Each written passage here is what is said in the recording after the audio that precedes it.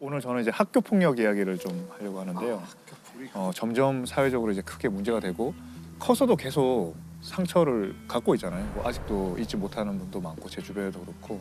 강원도 강릉에서 17살 여학생이 또래들에게 집단 폭행당한 사건이 뒤늦게 알려졌습니다. 여중생들이 또래 친구에게 성매매를 강요하면서 마구 폭행하는 일이 벌어졌습니다. 한 중학생이 개인 SNS 계정에 올린 영상입니다. 책가방 4개를 둘러맨 남학생이 또래 학생들에게 욕설과 괴롭힘을 당합니다. 폭행으로 근육이 파열되고 뇌진탕 진단까지 받았지만 발설하면 가만두지 않겠다는 협박까지 받았다고 말합니다. 학교 폭력의 개념이 뭘까요?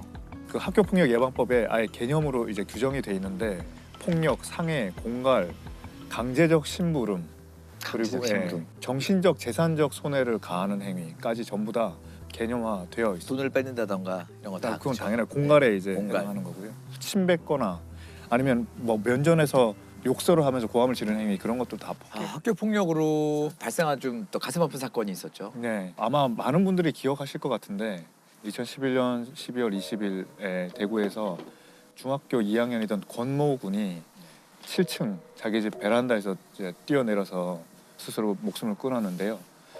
학교 폭력이 원인이었습니다. 대구에서 한 중학생이 왕따를 당하다 스스로 목숨을 끊었습니다. 유서에는 친구들로부터 물고문까지 당했다는 내용이 적혀 있었습니다. 유서에는 전선을 목에 감아 끌면서 돈을 요구했고 계속되는 돈 요구에 부모 몰래 아르바이트도 했습니다. 그때 이제 올라갈 때 그 엘리베이터 타고 이제 올라갈 때 엘리베이터 안에서 주저앉아서 막 울면서 주저주저 하면서 올라가면서 울면서 하던 그 CCTV로 촬영이 돼가지고 정말 많은 국민들이 마음 아파하고 그랬었거든요. 가해자들이 같은 반 애들이 2명이서 평소에 뭐 때리고 돈 뺏고 좀 특이했던 거는 가해자들이 2명이 피해자 집에 들어옵니다. 검은 점퍼를 입고 안경을 쓴 가해 학생 2명이 주머니에 손을 넣은 채 걸어옵니다. 10여 미터 뒤에 숨진 김군이 불안한 모습으로 고개를 숙인 채 따라갑니다. 거기서 게임을 막 시켜요. 그러니까 게임 중독이 돼 있어가지고 열심히 안 하거나 못 하거나 계속 하지 않으면은 때리고 뭐 단소로 때리고 그리고 물고문도 시키고 마지막 그 목숨을 끊기 전에는 전날에는 이제 전깃줄로 목을 베서 이 과자 부스러기 주워 먹게 당기면서 그렇게 하기도 했고 그래서 그런 흔적이 이 유서에 남아 있는데요. 거기에는 자기가 어떤 일을 당했는지를 추신이 죄송해요 이렇게 제목을 적어놓고 마지막 부탁인데 저희 집 도어키 번호를 바꿔주세요. 걔들이 알고 있어서 제가 없을 때도 문 열고 저희 집에 들어올지도 몰라요. 죄송해요 이렇게 이야기를 했어요. 얼마나 공포를 느꼈으면 이런 유서를 이렇게 남기냐. 그리고 죄송하다고. 네. 근데 이제 가해자들은 그때 이제 그 변명이 장난이었다. 자기 장난친 거다. 이렇게 이야기를 하고. 대구 중학생 자살 사건의 가해 학생 2명이 오늘 구속됐습니다. 비록 나이가 어리지만 사안이 중대해 영장을 발부할 수밖에 없었다고 담당 판사는 밝혔습니다. 오늘 오전 검은 점퍼에 마스크를 한 가해 중학생 2명이 경찰에 이끌려 법정으로 들어갑니다. 이들은 사건을 수사해온 대구 수성경찰서 유치장에 수감됐습니다.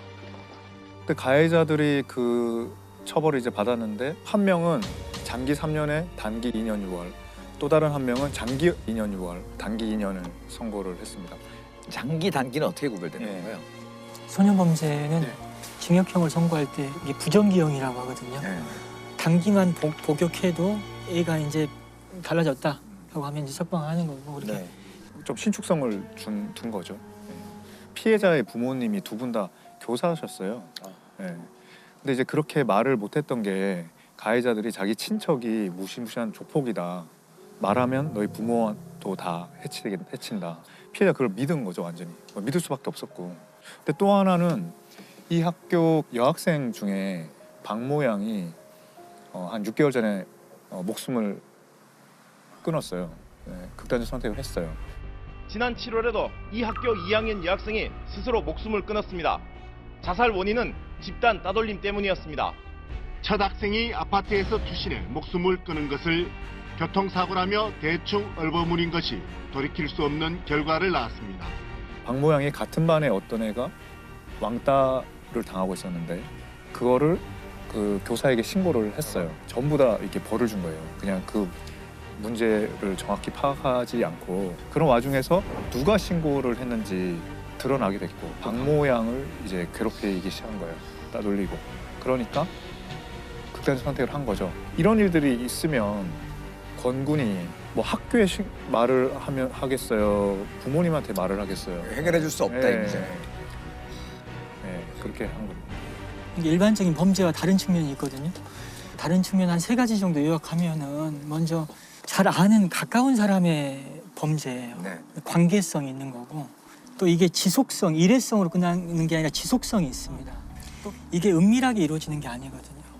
때로는 학교 다른 친구들이 보는 자리에서 벌어지는 일이다 보니까 모멸감이나 굴욕이라는 야 근데 그거 어디 잊어버려라 티내지 말아라 이게 가능하냐 이거예요. 이게 참 쉬운 문제가 아니거든요. 어떤 위로나 회복은 우리가 한번 같이 짊어지자. 짊어지기 위해서 뭘 해야 될지 우리 한번 고민하자.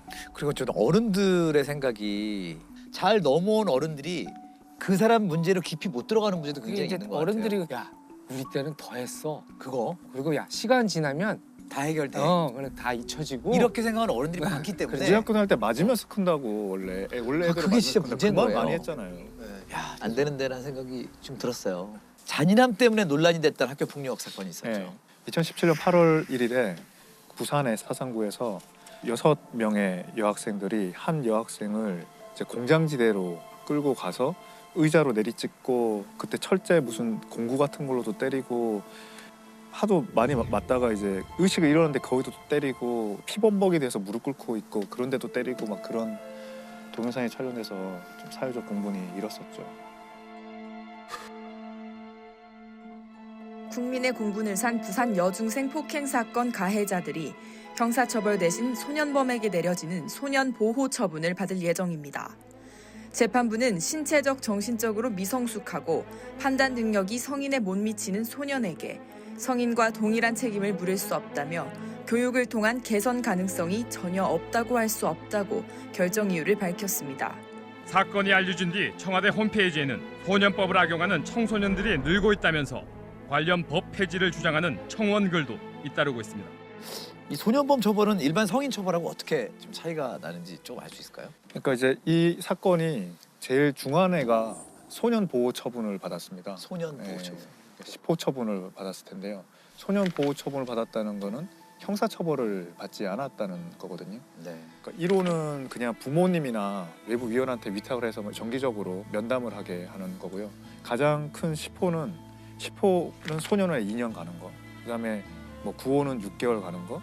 8호는 1개월 가는 거. 그다음에 6, 7호는 시설에 들어가는 거고요. 4, 5호는 보호 관찰을 받는 거. 3호는 사회봉사를 하는 거. 또 2호는 수업을 듣는 거, 수강 명령을 받는 거. 8, 9, 10호는 이제 소년원에 가는 거죠. 소년원은 학교입니다. 타이틀이 학교예요. 그냥 나갈 수 없다는 것 빼고는 다 학교처럼 똑같이 수업을 받고요. 선생님이 있고 학생들도 교복을 입고요. 수업 일수도 채워집니다. 그러니까 졸업장을 받을 수도 있고요. 근데 교화에 좀 효과가 있는지 모르겠어요. 소년원이라는 곳. 소년 사건 하는 판사들한테 얘기를 들어보면 효과적이라는 거예요. 예를 들면 그냥 형사법만 있으면 아이들은 되게 초범이죠. 그죠? 그리고 그러면 되게 집행유예를 하게 된다는 거예요. 초범이니까.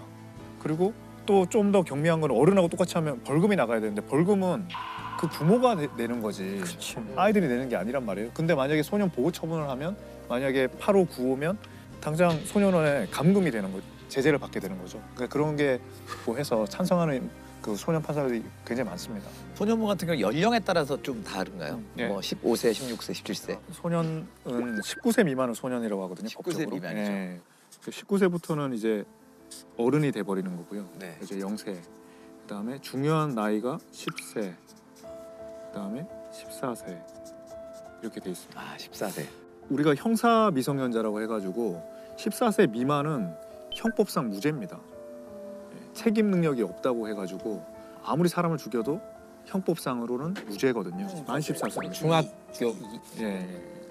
근데 소년법은 19세 미만을 다 커버하고 있거든요. 네. 그러니까 이 14세부터 19세는 소년 보호 처분도 되고 형사 처벌도 됩니다. 형사처벌. 네.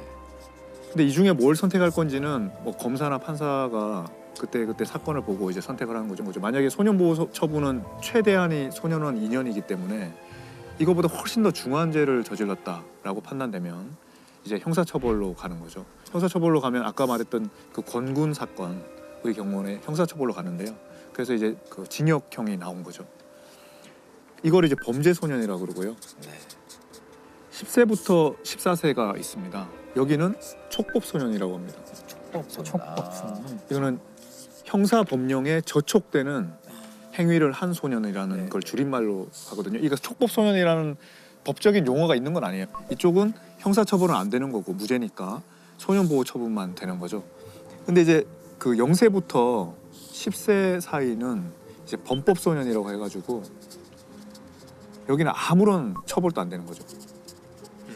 이렇게 이제 나눠지고요. 그 촉법소년에 관해서 특히 의견이 분분한 걸로 좀 알고 있거든요. 만 14세 이하의 아이가 알고 좀 악용한다던가. 말씀대로 굉장히 중한 살인죄를 저지른 경우도 왕왕 있습니다. 네. 2019년에 12월 26일에 초등학교 5학년 여학생인데 같은 반 여학생을 불러내서 흉기로 몇 차례를 찔러서 초등학교 5학년 여학생이 중인데 A양은 피해 어린이가 자신의 가족을 험담해 이런 일을 저질렀다고 경찰에 진술한 걸로 알려졌습니다. 저희 무죄죠. 형법상은 무죄죠. 일단은 기소할 수 없는 거죠. 네, 기소할 수 어떻게 없고. 돼요? 그럼 이제 촉법소년이니까 소년 보호 처분을 할 수 있죠. 아까 말했지만 소년원을 가려면 8, 9, 10호인데 그보다 경미한 보호 처분을 받아서 또 여러 가지 뭐 사회적 논란이 있었던 것 같습니다.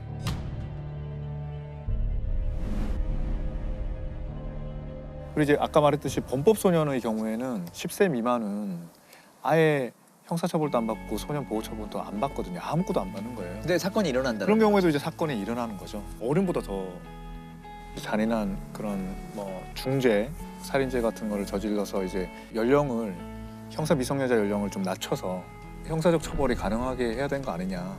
소년법을 폐지라는 이야기도 많았죠. 장감독도 청소년 또 아이가 있잖아요. 그렇죠. 저는 대부분의 국민 감정과 사실 좀 가까운 편이에요. 왜 이렇게 피해당한 아이들만 고통받고 가해 아이들은 편하게 사는 것 같거든요.